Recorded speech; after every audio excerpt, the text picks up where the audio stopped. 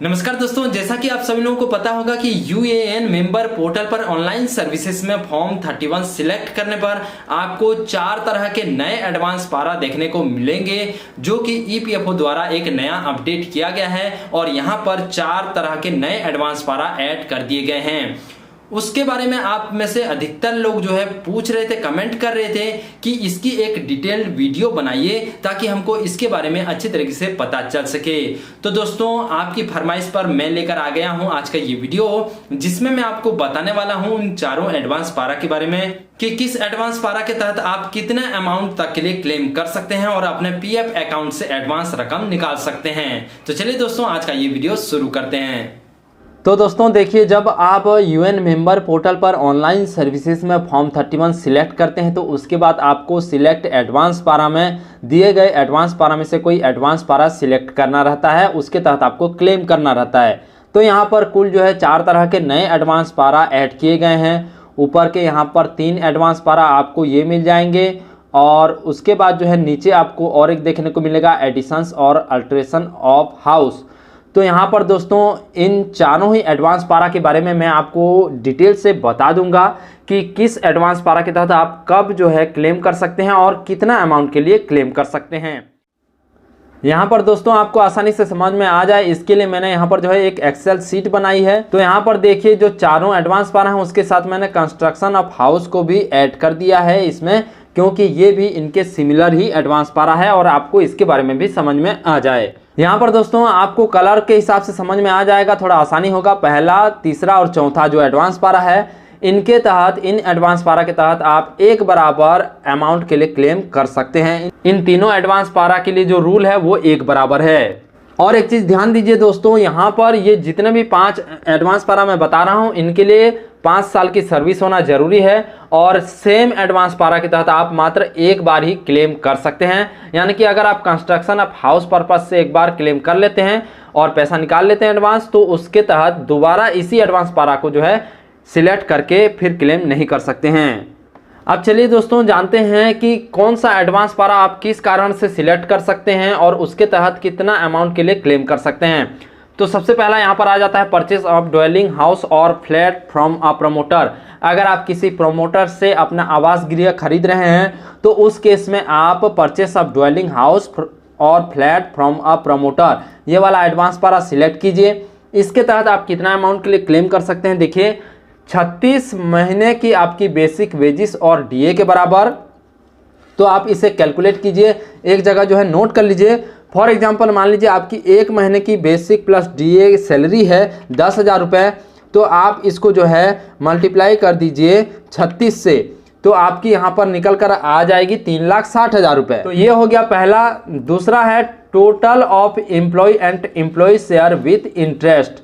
तो इसके लिए दोस्तों आप पीएफ मेंबर पासबुक में जाइए, यहाँ पर व्यू पासबुक ओल्ड फुल में जाइए और यहाँ पर टोटल ई बैलेंस, टोटल ईआर बैलेंस, इनका जो टोटल बैलेंस बताता है यहाँ पर, तो यहाँ पर जैसे 1,26,411 बता रहा है इनका, तो इतना अमाउंट होगा। तो इसको भी आप नोट कर लीजिए, 1,26,411 ये हो गया। उसके बाद दोस्तों बताया है टोटल कॉस्ट, आपको जितना भी खर्चा लग रहा है, मान लीजिए यहाँ पर फॉर एग्जांपल आपको लग रहा है 3 लाख रुपए, तो आप इन तीनों अमाउंट को एक जगह नोट कर लीजिए। अब यहाँ पर नीचे लिखा है विच एवर इज लिस्ट, तो इनमें से जो कम होगा, तो इन तीनों में से देखिए कौन सा कम है, 1,26,411 रुपये, जो कि आपके पीएफ पासबुक में है। तो आपको इतना अमाउंट के लिए क्लेम करना है, ना कि 3 लाख, ना कि 3,60,000 रुपये के लिए। तो इनमें से जो कम है यानी कि 1,26,411, इतना अमाउंट के लिए आप क्लेम कर सकते हैं इस एडवांस पारा के तहत, समझ लीजिए।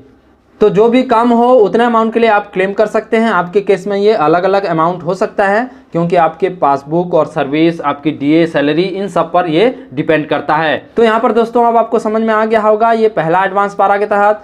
अब यहाँ पर जो है परचेस ऑफ हाउस और फ्लैट और construction including acquisition if site from agency. अगर आप किसी एजेंसी से हाउस फ्लैट खरीद रहे हैं या तो फिर उसमें कुछ निर्माण कर रहे हैं जिसमें साइट भी इंक्लूड है, तो इसके तहत भी दोस्तों आप उतना ही अमाउंट के लिए क्लेम कर सकते हैं, जिसकी मैंने कैलकुलेशन बता दी है।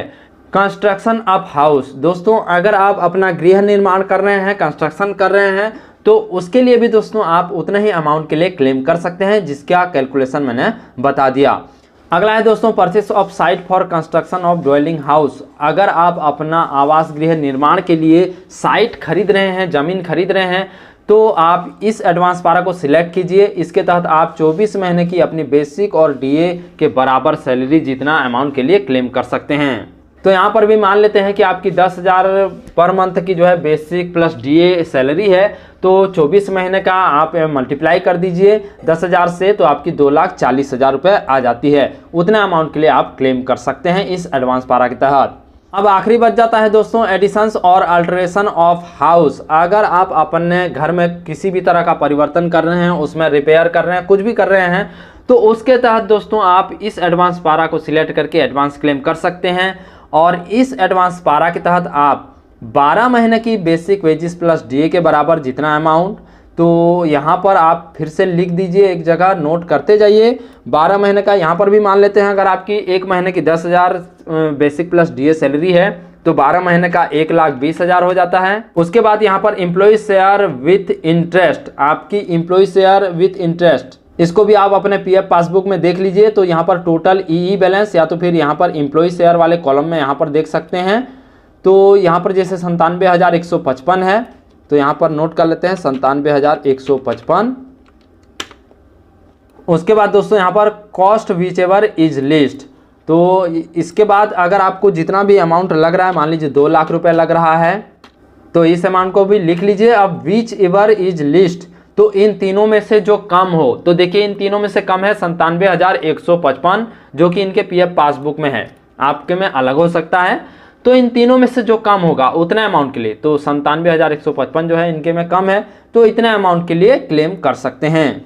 अब दोस्तों आपको एक जरूरी चीज बताना चाहूंगा, यहाँ पर आखिरी वाला जो एडवांस पारा है एडिशन और अल्टरेशन ऑफ हाउस में एक कंफ्यूजन है, क्योंकि ईपीएफओ के instruction and guidelines for form 31 में इसी के सेम सिमिलर 2 एडवांस पारा हैं अलग अलग। तो देखिए यहाँ पर ई और एफ, इन दोनों में ही ये दोनों सिमिलर हैं वैसे तो, लेकिन बस इसमें एक चीज़ का डिफरेंस है, एफ में केवल रिपेयर वर्ड जो है जुड़ गया है, जबकि ई में ये रिपेयर वर्ड नहीं है। तो इतना बस डिफरेंस है। लेकिन इसके तहत जो है एडवांस पारा अलग अलग 2 तरह के हैं, एक में 5 साल की सर्विस की रिक्वायर्ड है और दूसरे में 10 साल की सर्विस की रिक्वायर्ड है, जबकि दोनों के तहत आप एक तरह के अमाउंट, एक बराबर अमाउंट के लिए क्लेम कर सकते हैं।